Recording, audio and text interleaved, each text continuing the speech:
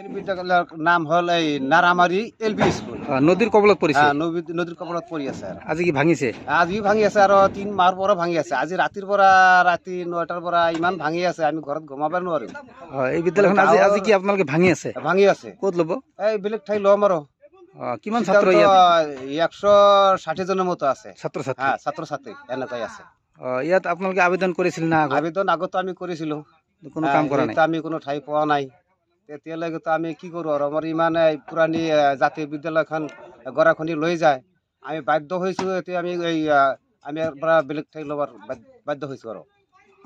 গাঁৱৰ মানুহে আমাৰ গাঁৱত নাই আৰু বেলেগ ঠাই হাজিৰা কৰা মানুহ এইবিলাক চব হাজিৰা কৰিবলৈ বিভিন্ন ঠাই গৈছে। আমি কি দাবী জনায় চৰকাৰক? আমি চৰকাৰক দাবী জনাওঁ এইখানি আমি বিদ্যালয়খানি আমি ভালদৰে জায়গায় আমি উঠাব পাৰোঁ। আমাৰ ছাত্ৰ ছাত্ৰী ভালোভাৱে লেখাপঢ়া কৰিব পাৰে, সেইকাৰণে আমাৰ চৰকাৰক আমি আবেদন আমি জানাওঁ।